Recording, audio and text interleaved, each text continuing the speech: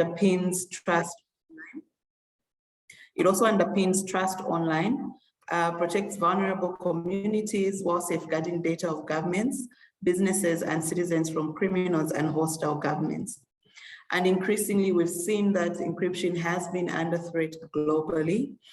That is why, you know, we commemorate Global Encryption Day annually.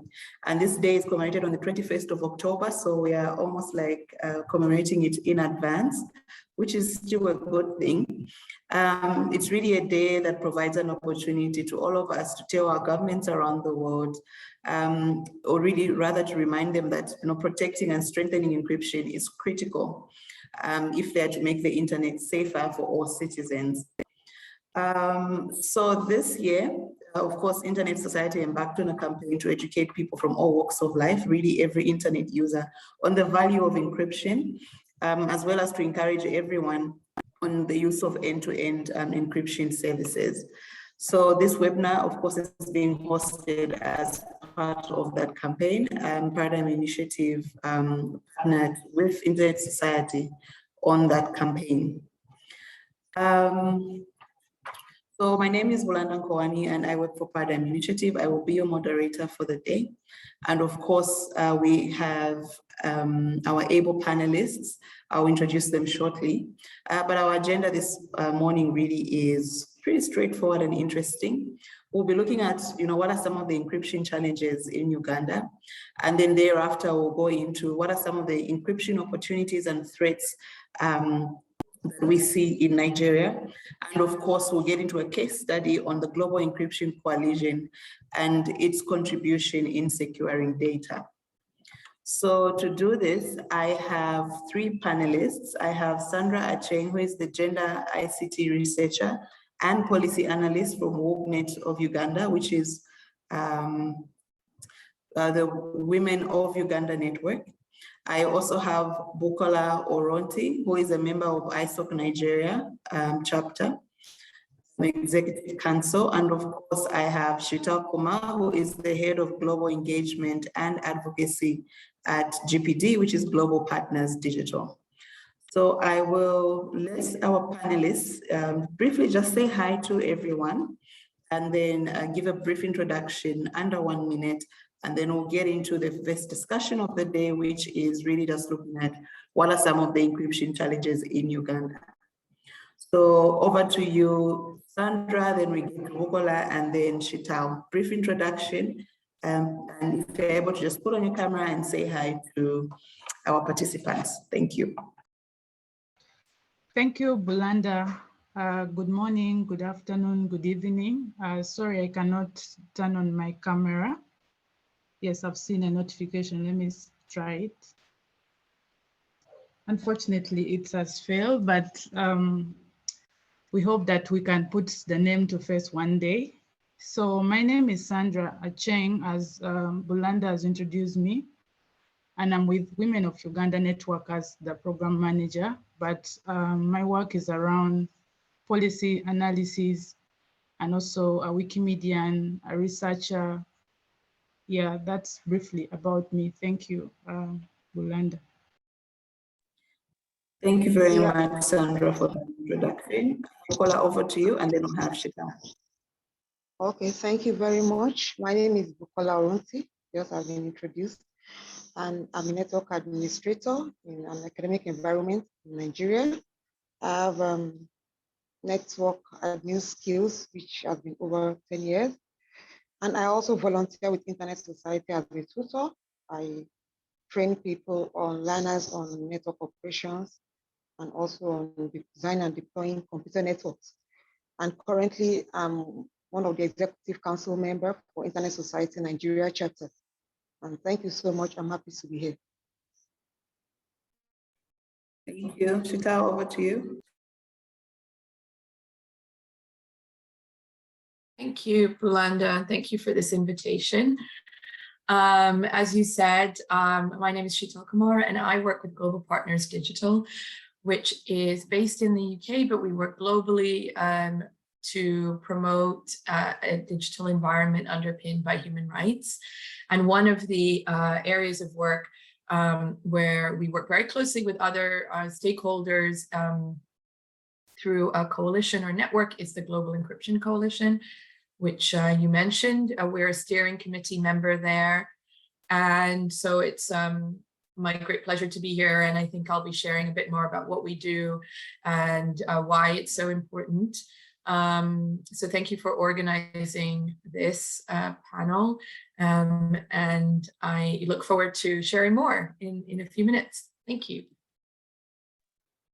Okay, thank you very much. Also, just to note that we are recording this webinar. I hope that no one has any reservations, but also just to note that we have French translation. So please, if you are able to join us and listen in on the French channel, please feel free. So we'll get into the meat of the discussion. Thank you so much to the panelists for all the introductions. And I'm sure our participants will still get to hear more from you and know more later when we get into your discussions. But first off, Sandra, to start us off, I would really like to learn what are some of the encryption challenges in Uganda? Okay, thank you so much, Bulanda, and again, apologies about the video. So for me, I would like to first maybe start by saying what really is encryption, or my understanding about encryption. So in simple terms, I would say encryption is really changing information from maybe a normal text to a random text. And in most cases, I see that most people use encryption every day, but they really do not get to realize that they're using it.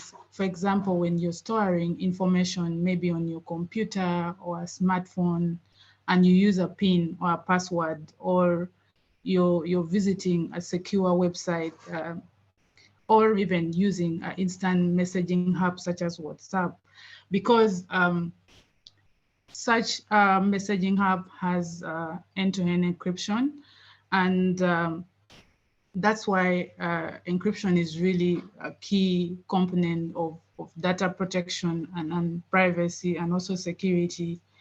So encryption is very key because it enables internet users to protect their data and also their communication from unauthorized access. And in most cases, of course, it's you, the sender, and the receiver who has the key to access the information. But without the adequate protection of your right to privacy, you're not guaranteed that your anonymity of communication is there. So the use of encryption is very key in digital communications, and of course, are key enablers in enjoyment of a right to privacy. Of course, there are tools that really enable individuals, organizations to stay anonymous or protect your privacy. But of course, also it offers us the confidence to use digital technologies without fear of being attacked online. But you realize that it's very important to also note that governments in different regions really limit the use of encryption, maybe to monitor communication, especially by citizens that are critical of the state, human rights defenders, and also opposition politicians for the case of Uganda. So you find that in most cases, the encryption laws and the government practices that are available in several countries undermine the right of citizens' privacy.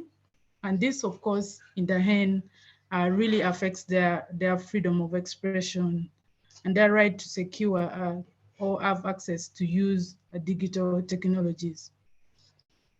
So most times you realize that activists, human rights defenders, the journalists, and some of the structurally silenced groups use encryptions to facilitate not only a free flow of information, but also to protect their personal security. For the case of Uganda, we have seen, for example, we have the law on the regulation of Interception Communication Act 2010. And in most cases, people refer it as RICA. So this law provides for lawful interception and monitoring of centered communication, maybe as in transmission of through maybe a telecommunication company, maybe postal or any other services in Uganda. But also it's very interesting that the law also provides for the establishment of a monitoring center and any other matter that relates to monitoring the communication and information. So you find that this really requires like service providers to put in place a mechanism such as installing of softwares, which really facilitate access and interception of communication by the state. And in most cases, you see like in section 9 of the Regulation of Interception of Communication Act 2010, it really requires telecom companies, telecom service providers to ensure that they have existing subscription registration of their SIM card within the period of 6 months from the date of their commencement. And of course, the Act also makes it a crime to unlawfully intercept communication of a person, and lawfully intercept interception is only permitted by authorized officials upon issue of a warranty by the judge. But you realize that, of course, in most cases, these are government agencies who have the power to request or are permitted to have this. And then, of course, looking at section 8 of the RICA, you find that it also requires a service provider to ensure that the telecom companies are usually technically capable of supporting lawful interception of communication. And in most cases, if you can't abide by what is needed by maybe the state, you find that you cannot operate in the country. And you find that in most cases, that's where you see this mandatory registration of maybe a SIM card, so that your information is being easily accessed by the state in case they need it. So this provision generally undermines the ability and, of course, the desire of online community, but I would say specifically the women and girls who to have access to secure and private communication. And then, of course, you know that if these communications land in the hand of government, they can use it in many forms, and this really affects their privacy and, of course, affecting freedom of expression. But of course, also in Uganda, we have a ban on the use of VPN, the virtual private networks. And this was during the internet taxation that was introduced in 2018. And of course, during the network disruption periods that has happened in Uganda. For example, in 2018, in July, Uganda introduced a daily tax on access to over-the-top tax, and about 50 social media sites could not be accessed before paying the tax. And of course, for one to access it, you need to pay the tax. So this, of course, becomes some bit of like a double standard, whereby internet is already expensive, but also you need to pay to access. And of course, if one cannot also use the VPN, that means that your information is can easily be accessed or breached or something like that. So of course, this has of course increased during the periods of Uganda state, of course, trying to spy on citizens and of course affect free speech. But then also looking at the 2021 general elections, when Uganda had internet disruption, the government also warned Uganda against using VPN because they say that in case anyone is using a VPN, then they could be arrested if they have a VPN installed. So the use of VPN really had grown in Uganda, I think, during the period of 2018. And of course, during the period when Uganda Uganda ordered 2 internet shutdowns in 2016. And this, of course, forced the government, the citizens, to seek ways to stay online, of course, while protecting their identities.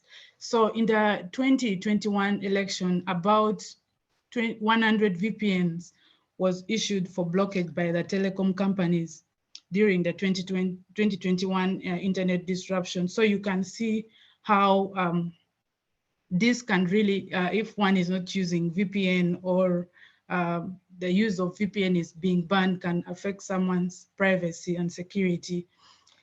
So one thing I also want to highlight on the issue of encryption in Uganda is the literacy bit.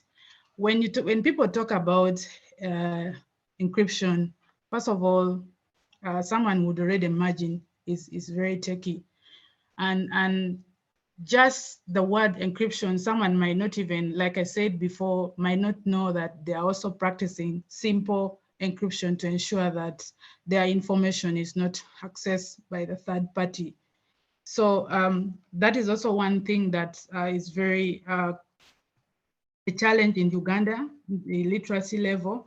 And of course, looking at this, you tend to realize that with the challenges of encryption in Uganda, this has, of course, led to a lot of one type of online gender-based violence, which is called the non-consensual intimate images, but commonly known as revenge porn.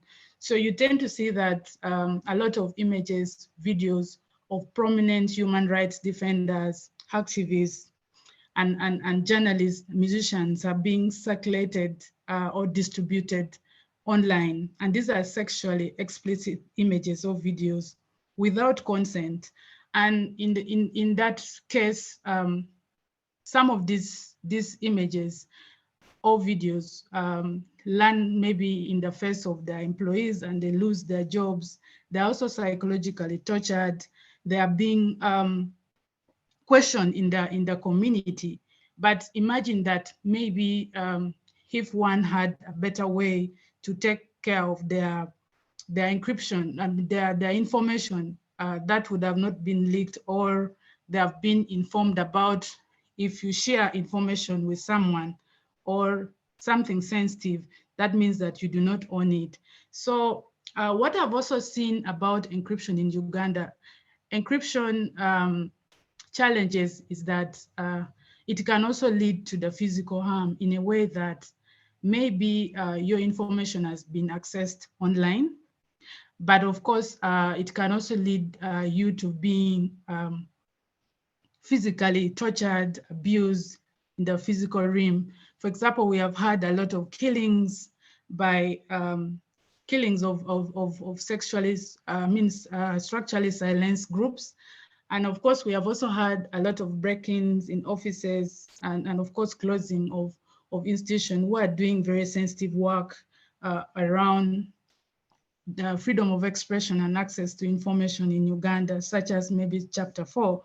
So I would conclude by saying that weakening the encryption protocols, of course, may really expose a lot of information, including the financial, the information, and of course, the organization, institution information that might also really affect the critical infrastructures to cyber attacks. So I could also highlight some of the work that Women of Uganda Network has been doing to ensure that people are able to have protection to their data protection, data, and also information, and also securely access information online. For example, we have also produced like the digital security manual for structurally silenced women, and of course, also we have also produced one for majority of women's human rights defenders. But also we have also conducted a number of trainings, digital security trainings, and of course doing a number of research to find out what is the spread, what is the impact of some of the issues around privacy data protection, data justice, so that when we are doing all this training to promote data protection, privacy and security online, we do it from an informed point of view. So I would like to stop here, Bulanda, and over to you. Thank you.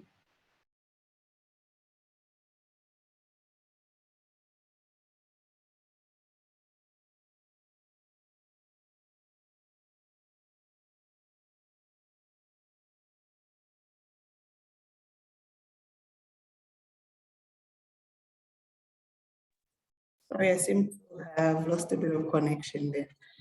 Thank you so much, Sandra. Perhaps we go straight to you, Bukola, and then we'll take questions right after Shital. Okay, thank you very much. I hope Yeah. I'm loud and clear. Yes, thank you very much. Please kindly take us through some of the opportunities and threats that we see in Nigeria. Yeah, thank you. So thank you, Sandra, for that detailed information about encryption in Uganda. Just like you did, I also want to start with what is encryption generally. My definition, I said, it's the ability to encode communication such that it's only the intended recipient that can access, read, or understand this information, this communication. So even before the word encryption put together, we realize that in our various communities, in our various homes, we have been communicating using encryption. I'll give an example. Like typically in a home, you have a visitor. There's a way our mother will sing out to us that bring refreshment for the guest without even the guest knowing what was communicated. So it's only our mothers that communicated, and we or the child that is being given the signal that will know that, oh, I should bring food or refreshment for this particular guest. So to me, it's also a means of encrypting message that it is only the sender and the intended recipient that know and actually got the information.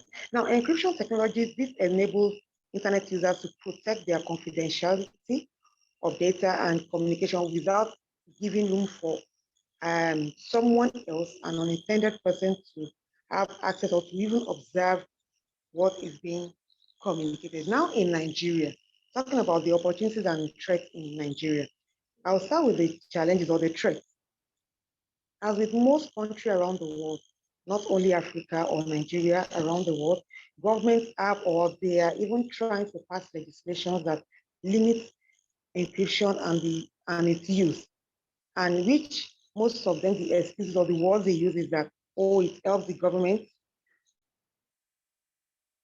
Hello, I hope it's better.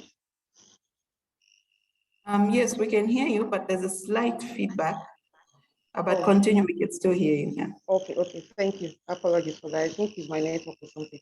So it says their words usually the excuse the government gives is that it's just their means of combating crimes and terrorism in their country. And in most cases, some of these governments, they limit the use of encryption to enable them monitor the communications of critical journalists, human rights defenders, opposition politicians. That is what most of them actually use all this for. And at the end of the day, these laws and practices undermine the privacy rights of citizens, and which in turn hampers the right of the citizens to freedom of expression and secure use of digital technologies.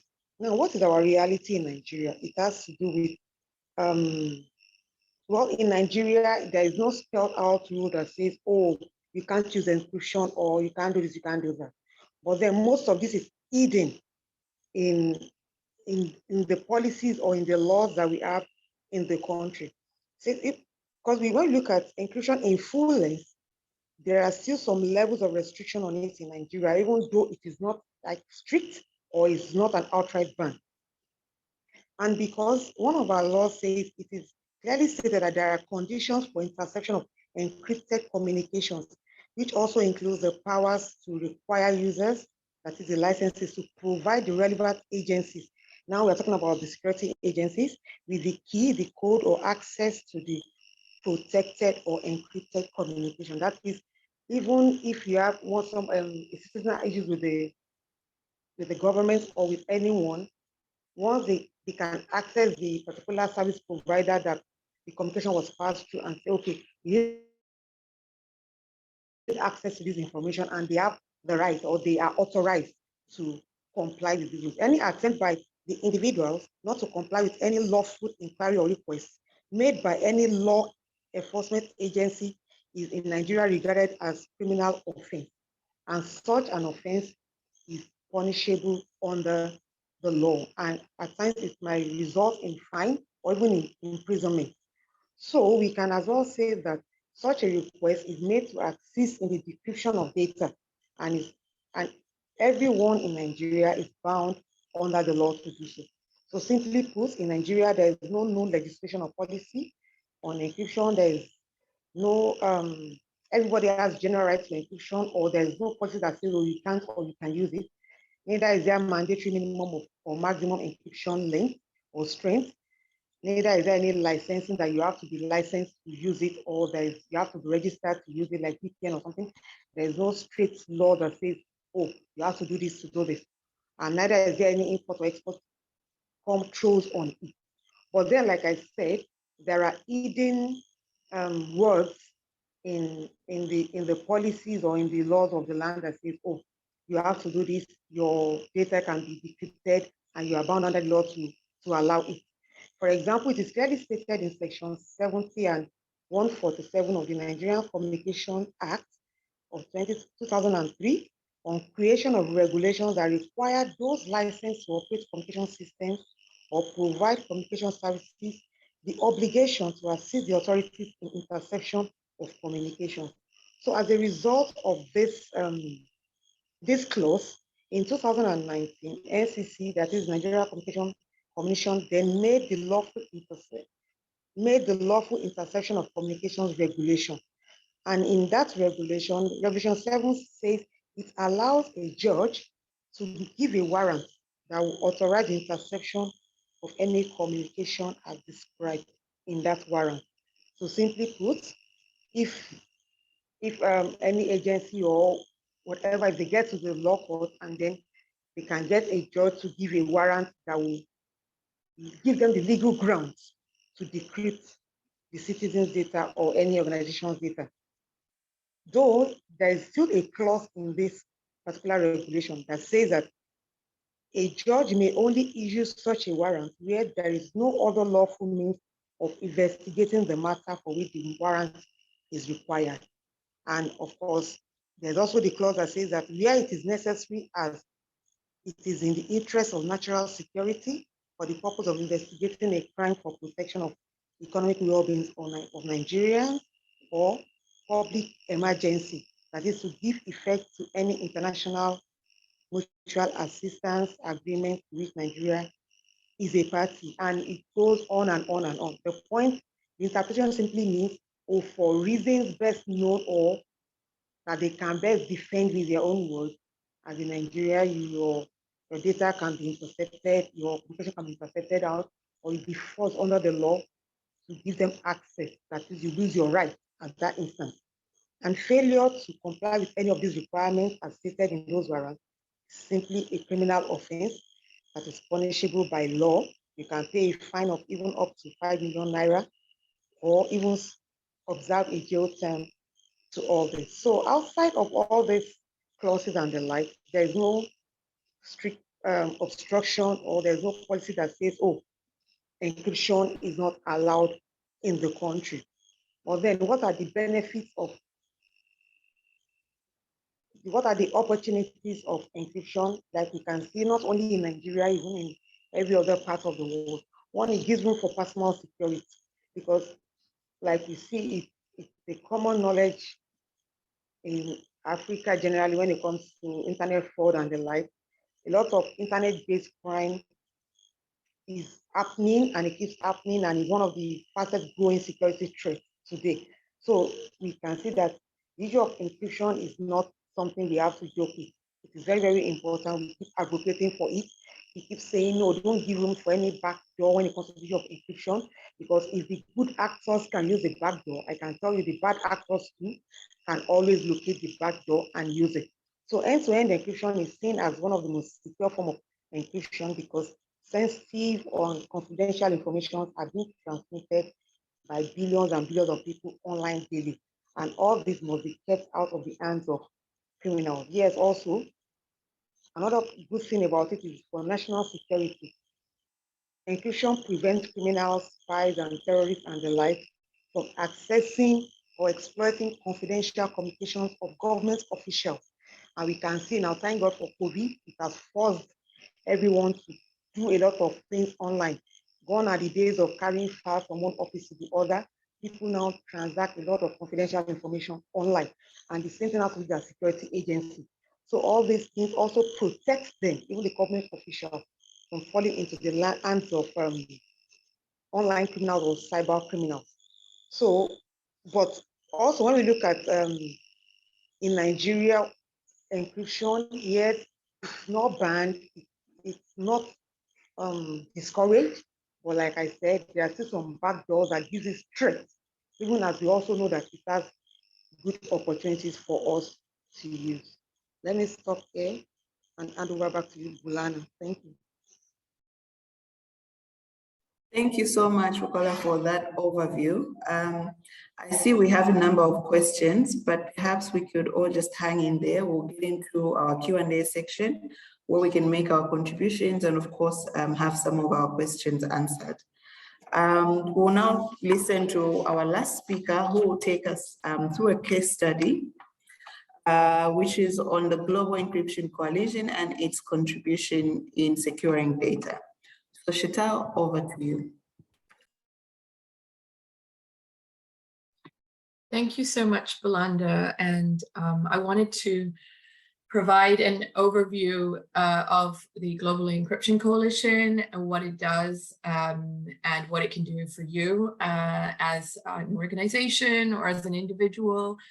And then as part of that, really provide some examples of how we have worked to promote and protect encryption.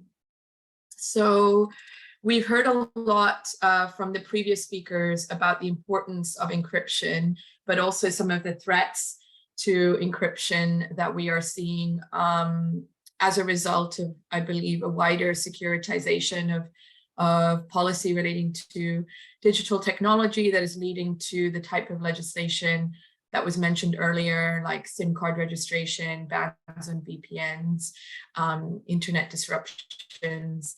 And as part of that, there is an increasing trend to essentially increase surveillance and to extend more authoritarian practices over what people can do in terms of their access to the internet. And one part of that, as I see it anyway, is that the ability to use in end-to-end encryption, encrypted devices and services is also being threatened. But as we've also heard, it's so important to have strong end-to-end encryption in order to exercise not only your rights to privacy, to freedom of expression, but also for day-to-day activities, for security, for data protection, for national security even. So I think considering that, it seems sometimes bizarre that governments will be, and even in some cases companies, are trying to undermine encryption. But often this is in the discourse, as I mentioned, of attempting to address issues, for example, crime, in a way that is disproportionate, because in undermining encryption, more security issues would be created and more people would suffer.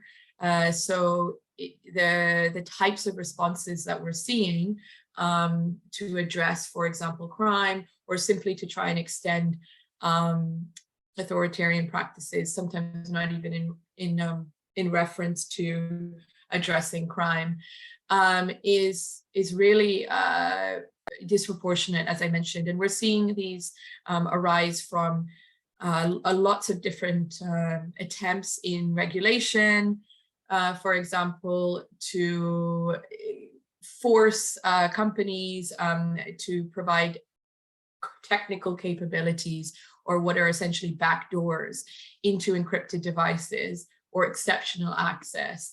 So lots of different types of technological means and mechanisms are being proposed, but essentially what they would all do is undermine the end-to-end encryption that we rely on for our security and privacy.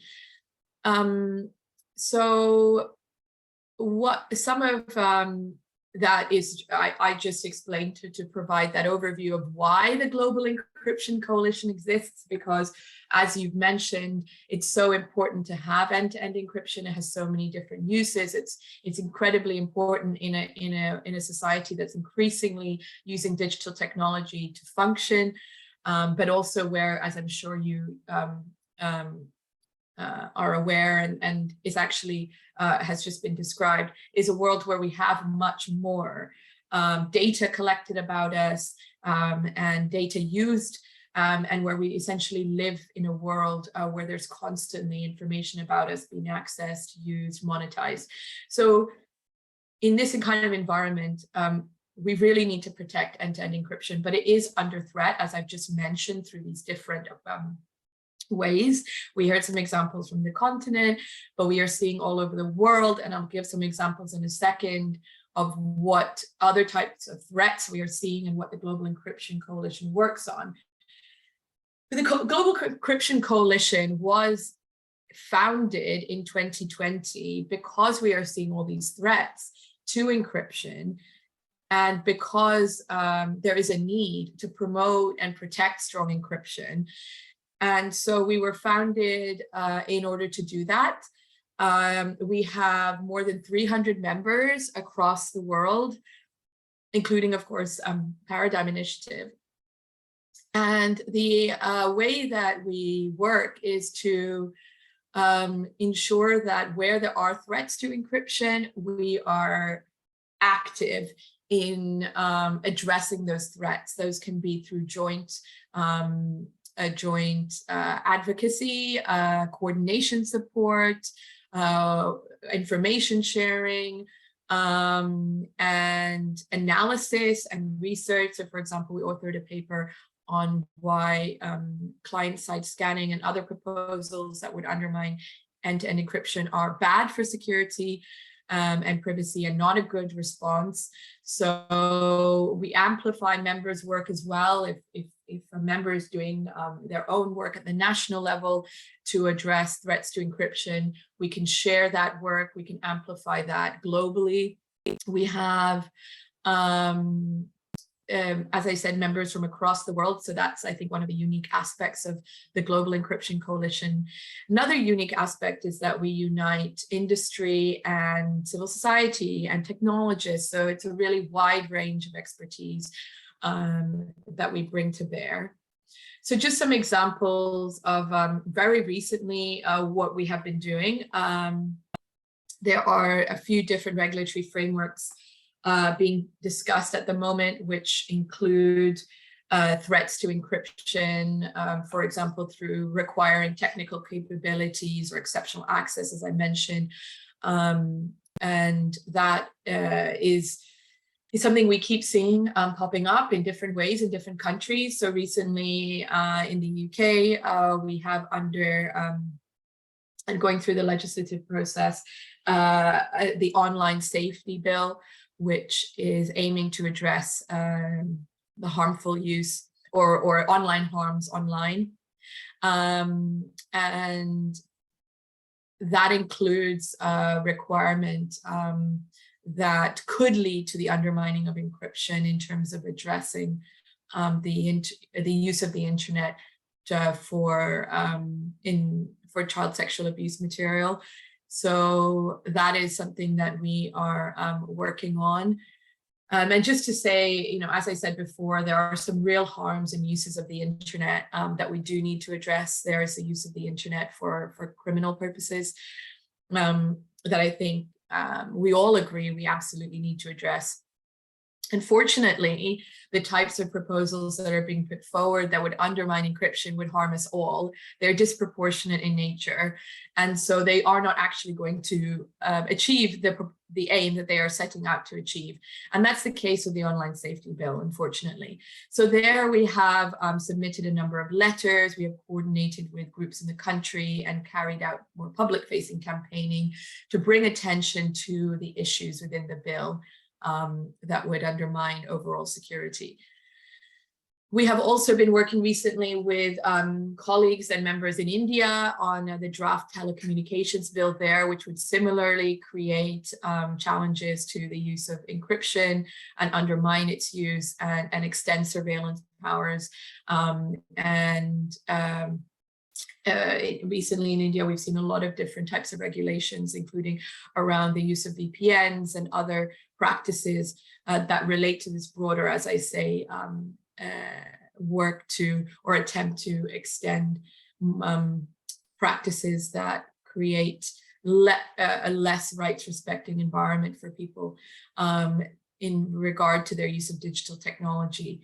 Similarly, we've recently inputted into consultation on the European Commission's regulation on combating child sexual abuse material, which, not unlike what I've recently mentioned about what the UK is doing, would also extend disproportionate measures that to address child sexual abuse material online that would end up having an impact that would actually go against what they are trying to do by creating more vulnerabilities, by undermining security, by undermining encryption. In the past, we responded to the technology company Apple's proposal to apply client-side scanning on its devices to address child sexual abuse material by pointing out the flaws in that proposal and how it would harm a much wider a range of users, including children. And so that resulted, our research and analysis of technologists in the Global Encryption Coalition resulted in Apple pulling back from that and exploring other ways to address the use of their platforms and services for criminal purposes. So I've just highlighted some of the examples of work and then one example of success, but the work is really ongoing and it's increasingly important, I think, especially as you've described, previous speakers, the importance of encryption, not just for everyone in their daily lives, but vulnerable groups, women, other marginalized groups who otherwise would not be able to use the internet in a secure way, and also national security. So we really need to continue to defend strong encryption. And we have, as you mentioned, Bulanda, a Global Encryption Day coming up on the 21st of October on Friday. There's a lot that you can do, even not as a member, to highlight the importance of encryption and to join us. And I'm happy to share that information about what we're doing for Global Encryption Day in the chat. But also I would encourage you to reach out to us, to apply to be a member of the Global Encryption Coalition, and to join us in this important effort to protect our privacy online, to protect a strong and secure internet. So back over to you, Bulanda, happy to answer any questions. Okay, thank you very much, Chital, for highlighting the Global Encryption Coalition and some of the work that it has embarked on. We'll get straight into the Q&A section, but perhaps a question for me would be, how does one become, part of the coalition? Is it based on, an individual affiliation, or do they have to belong to an organization? I don't know, how can one go about it?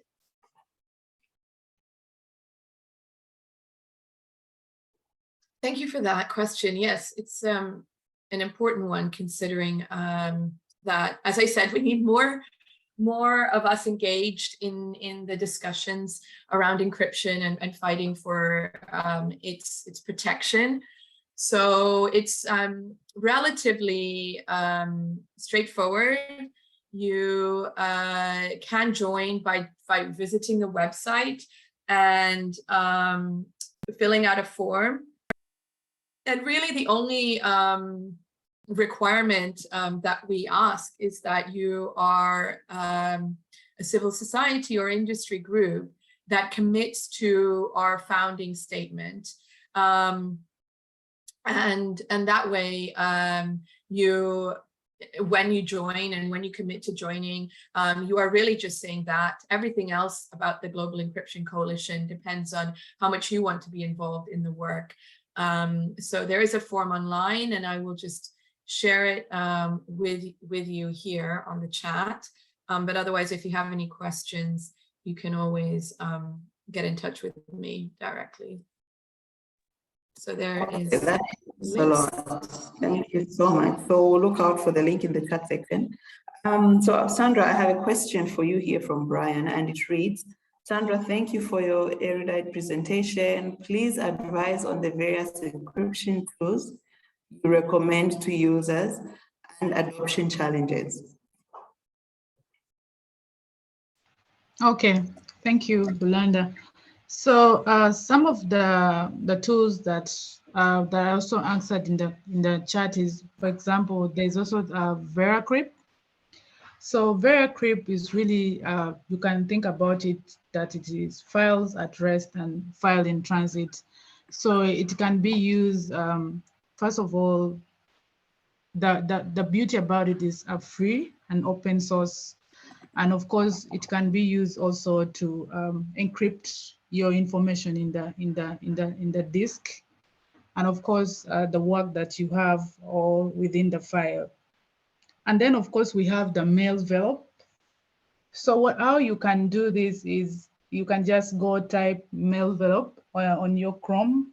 You type mail envelope Chrome extension, and you can always replace Chrome on the browser. So what you do is that you had maybe Chrome, you maybe had to Chrome or to Firefox, depending on what you're using, and then get started. Then click on to generate key, fill in your name, email, and then password. So Mailveil is used to encrypt emails, and there is of course no Mailveil for phones. So that means that you can use it only on your computer. And of course, we also have the BitLocker. You can just go on your control, you go and you search for control panel, and then you search for the BitLocker and turn on the TPM. Have I missed out on any that I also talked about? Let me just check in the chat. HTTPS everywhere.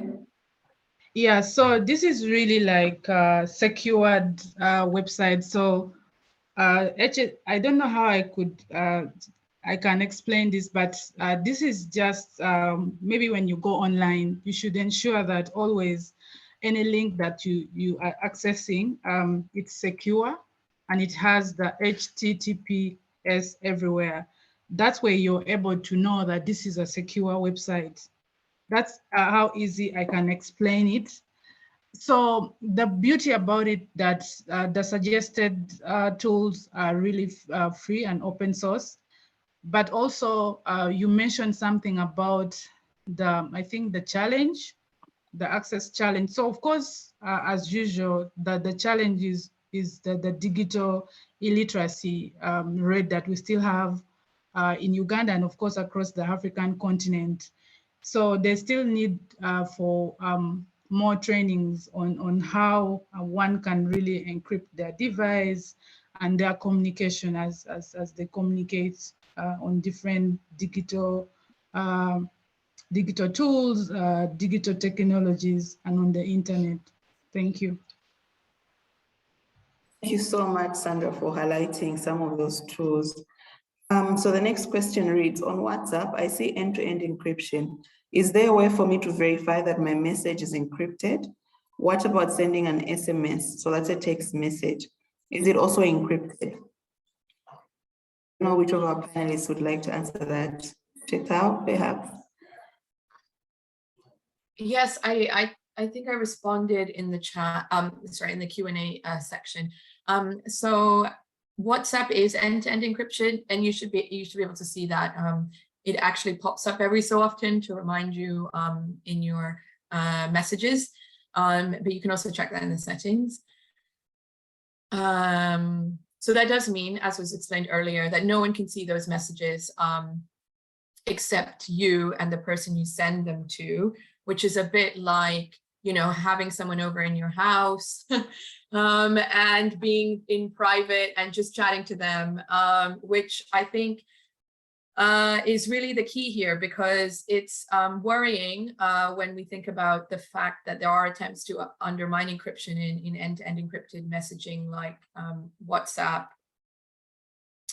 or Signal, that you could be in a world where you rely more and more to just chat to your friends, family, colleagues online in a way that you in the past would have actually relied on speaking to them in person, and you could expect to have some privacy there. And now you just naturally, you just need to do more of that online, and you should be able to expect that that is how you speak to someone, knowing that it's private. So not having that confidence, of course, creates, especially in certain environments, a fear of using and expressing yourself online. And that's why it's so important, even in a private conversation. So that's why it's so important to maintain that end-to-end encryption, and WhatsApp can confirm that when you use it. Texts, no, generally whoever the service provider is on a standard SMS would have access to your text messages. Okay, thank you very much. I believe that quite answers it. So we have another question. I know you answered it in the chat section, but perhaps if you're able to just briefly speak to it for the benefit of others. So it says, how can intermediary groups, for example, big companies, telcos, etc., be meaningfully engaged in conversations that ensure respect for privacy of users and their human rights? Are there experiences at national level in Africa where telcos participate or are contacted on these issues with civil society? For instance, Wall Street Journal report in 2019 in Uganda revealed how Huawei technicians working in Uganda's police headquarters office used Pegasus-style spyware to crack into encrypted messages of Mr. Kyagulanyi, an aspiring candidate for the presidency of Uganda. While the RICA law, or that's the law on interception of communications of 2010, unfortunately allows this, very few, if at all, telcos can accept to engage in such conversations. Just a brief highlight around engagements with telcos, especially on issues of encryption.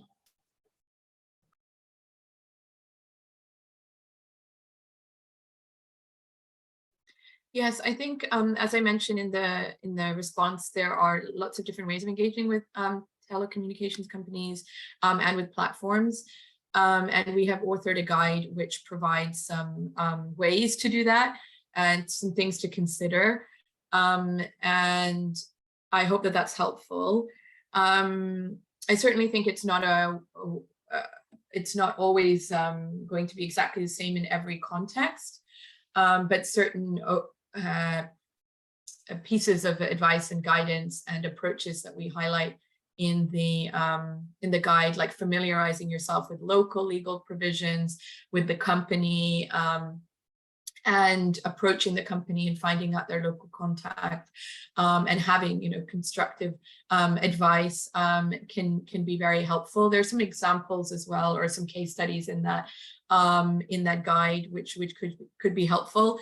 I think on the point of encryption, it's definitely one of those areas where telecommunications companies have, under the UN guiding principles on business and human rights, they have the duty to protect user rights, including the right to privacy. So that can certainly be brought up with companies where there has been a violation or there are concerns around that. Okay, thank you very much. Do we have any more questions or contributions? Please feel free to type them before we move along in our program. Okay, so we have a question here and it reads, What do you think about Telegram? According to the publications based on the documents of Ed Snowden, all platforms except PGP-based are rigged. Risks can be reduced by holding communication platforms offline until needed to communicate, by example, by massive virtualization. I don't know who is able to answer that. Go ahead, Chital. I have to say, Sandra next. Okay. Yes, I'm happy to hand over to Sandra if she wants to respond. I mean, I have just a general point on that. No, go ahead, and then I'll give the next one to Sandra. Okay, thanks. So I can't comment specifically on this case and the security protocols of Telegram.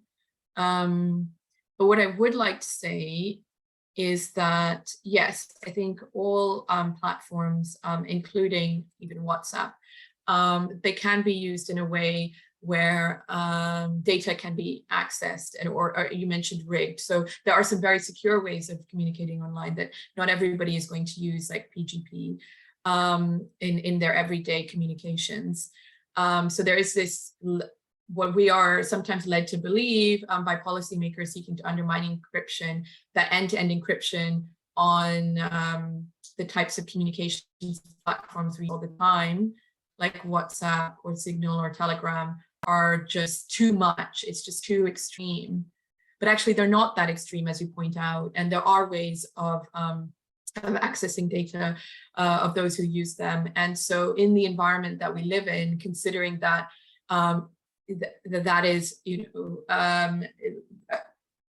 the information can still be accessed, but in ways that are obviously very perhaps more complicated or expensive because of the end-to-end encryption protocols that do exist. That's the base level that we have to keep fighting for, and we keep hearing that it's too much. So that, I would say, is a very unhelpful narrative that we can sometimes hear from policymakers and others, because as you mentioned, there are these risks and there are these gaps and vulnerabilities that already exist. And if you really want to have the strongest protection, you have to go to those extra lengths. Okay, sorry, I'll just stop there. Okay, thank you very much. I don't know, Sandra Bukola, would you like to add to that before we proceed into the next question?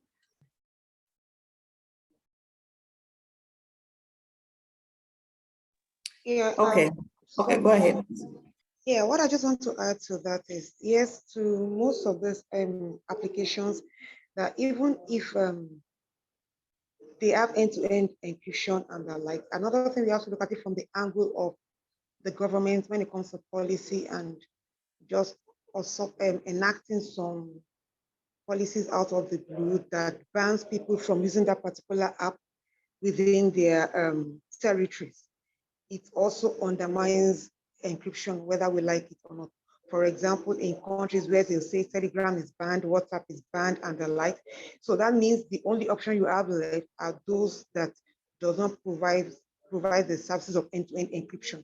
So these are the reasons why we keep driving at this advocacy, such that we keep enlightening the government and those stakeholders and whoever we need to enlighten that, yes, it is not about undermining or weakening encryption, but then we should also see that it does more harm than good when we try to weaken it or create backdoors to it. So we also have to look at it holistically, even if you can use, okay, for example, in the case of Uganda, that even if you want to, they ban that particular application and then you go ahead and use VPN, and then also some VPNs that are well known are also being banned. So what people are left with no other option than to succumb. So we won't keep quiet, we keep driving it, but at the same time, we keep equipping ourselves to be on the safe side of all this unhealthy policies. Thank you. Thank you so much, Bukola. So this other question reads, in the last internet shutdown in Uganda, it's documented that the government used SNI filtering to block secure connections. And that is why several VPNs failed to work.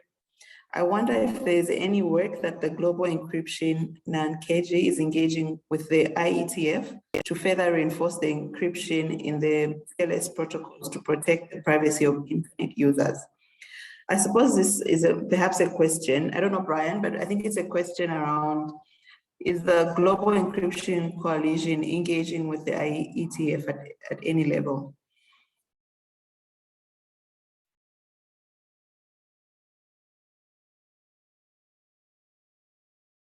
Sorry, was that me? Or, Yes, yes. Oh, Is the coalition engaging with the IETF? Okay, we are not directly, and thank you for bringing to our attention this this question. I can certainly ask within the Global Steering Committee whether we do have technologists, like I said, and those who actively engage in IETF in the coalition, and I believe they are working on these issues, but as a coordinated effort, we are not, as far as I understand. But that's also another reason, I think, to join the Global Encryption Coalition and to engage in the list by sharing, for example, these questions or initiatives, and others, we have, like I said, we have 300 members. Others can feed back, and the list is very active, and a lot of people use it to bring attention to, like I say, concerns or developments, but also ideas for what the members could work around. And this is an example that I think would be really interesting to have on the list and to get feedback on. But I can myself take it to the Coalition Steering Committee and see whether we are doing any work on this and share that with you if so. But yes, again, I encourage you to join if you haven't already. Okay, thank you very much, Chantal, for highlighting that. And Brian, I hope you've noted that there's room for you to join and push some of that work. I see, Augustine, you have your hand up. Let me allow you to speak. Okay, please go ahead. Augustine?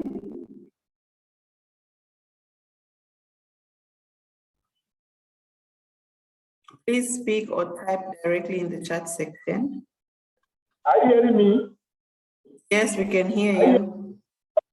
Yes. Okay, I'm sorry. I was just carrying away. I heard about all the lectures that have to do with data encryption. And I get to understand that data encryption, it has to do with securing your data no matter how large volume it is. Your data will be secure no matter wherever you decided to move your data to store, right? If I may get the lecture clearly. But my question is that what is the software or processes or methods the Yahoo boys that they used to break into a database of an organization to change their records in form of a crime? The limitation that is involved in data encryption. Thank you. Thank you very much, Augustine. Bukola, I suppose that is for you. Really just, to give us an overview of what is encryption. I think Augustine is still struggling to get an understanding of it. And then also speaking to that case that he spoke of, the Yahoo boys, what sort of software, if you would know, were they using to get into people's, I think, personal files? Okay, thank you very much, Belinda. Yeah, it sounds funny, but I think I understand the point that it's coming from. Yes, I wanted to know one thing, Augustine. It's not only just we know in computer, we know what's called hacking. There's ethical hacking for, there's hacking generally.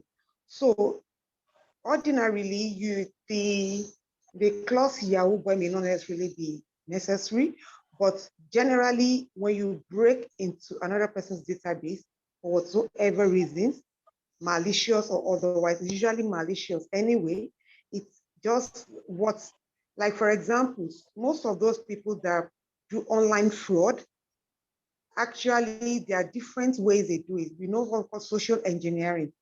They pretend they send you an email pretending to be who they are not, usually by foreknowledge of knowing who and who you exchange emails with or you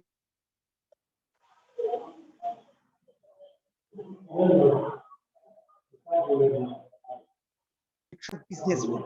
So they develop, am I still on? What we usually don't check very well is when we receive any email from anywhere and they say, click on this link and you do this and you do that.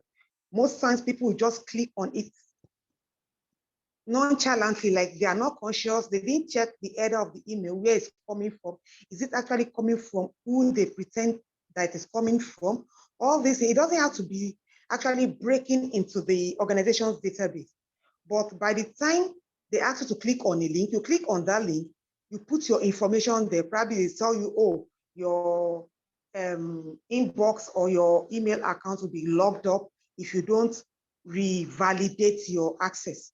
And by the time you put in your access details, they get it. And then they log in actually to your email and read through your mails, those that are important to them, and then they perform their act. So it doesn't have to be actually breaking into a particular database or doing, and also it can be that.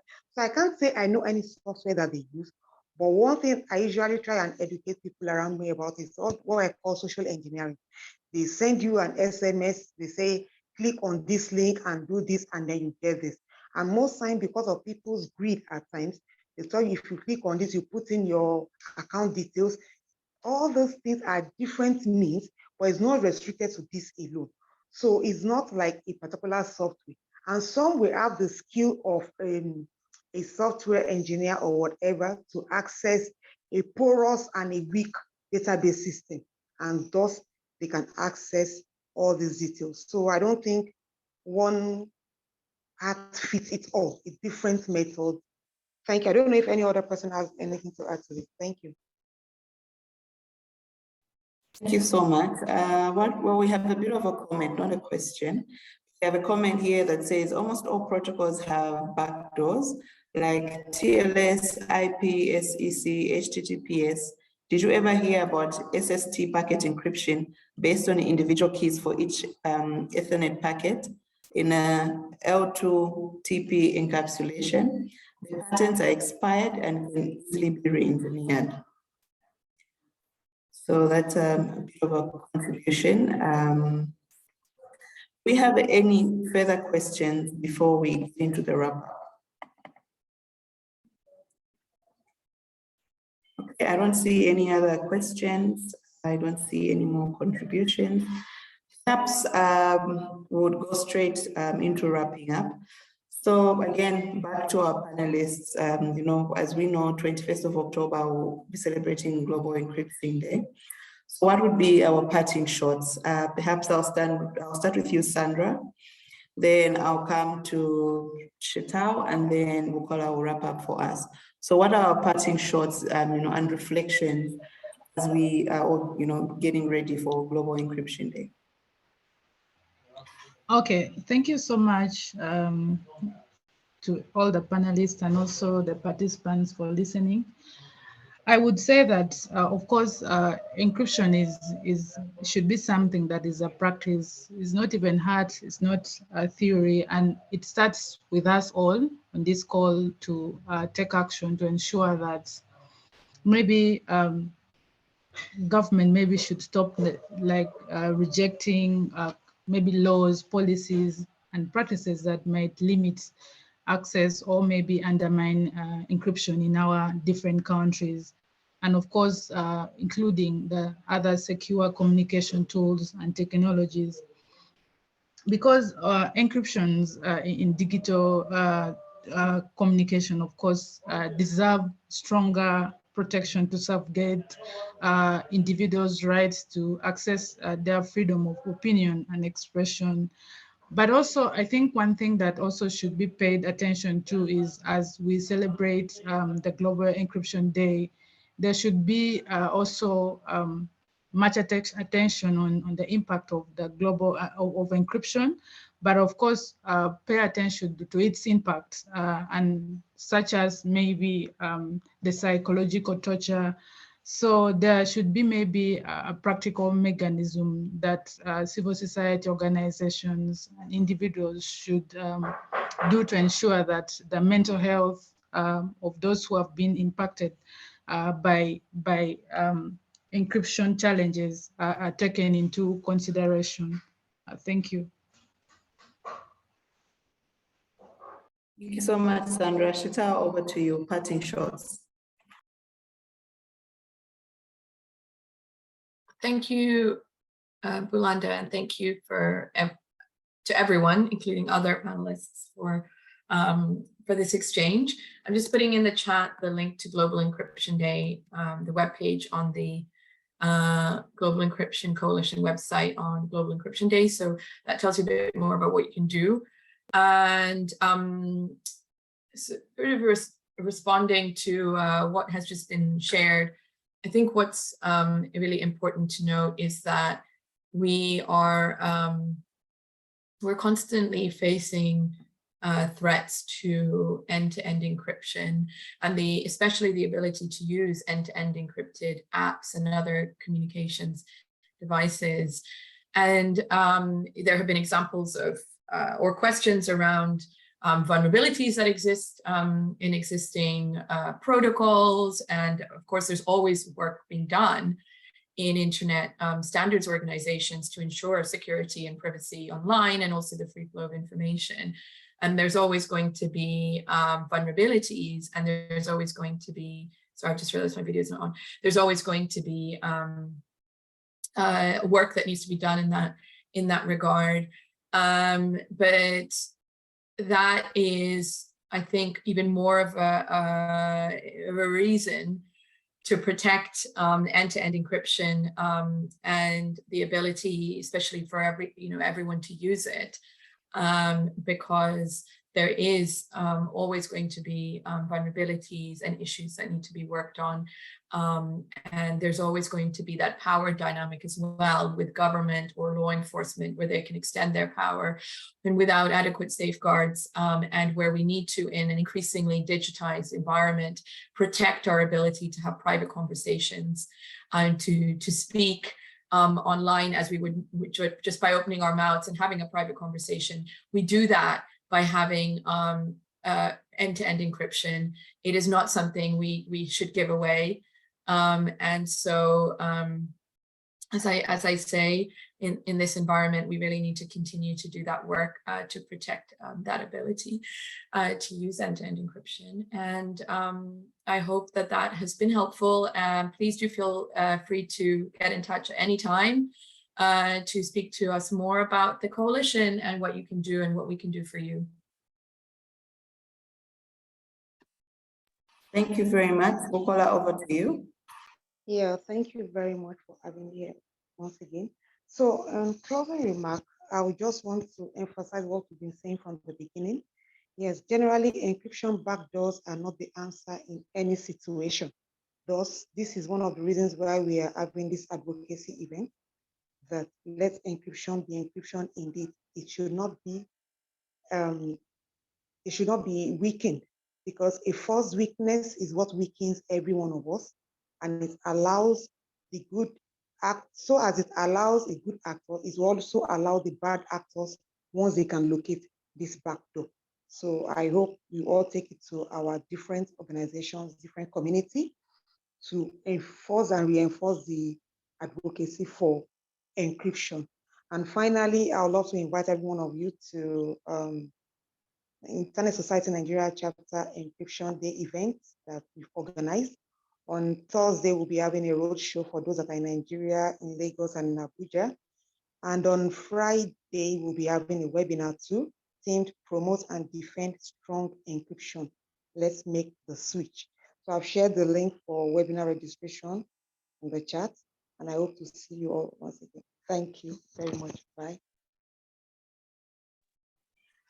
Okay, thank you very much, Sandra, Shita, Bukola. It's really been an interesting morning with lots of learnings. It's been interesting to really just look at some of the laws and practices, opportunities and threats in the different countries that we were highlighting this morning. Interestingly, again, to learn of some of the laws in Uganda that limit the use of encryption. And of course, to learn again that there are no laws really in Nigeria that would either allow or disallow encryption.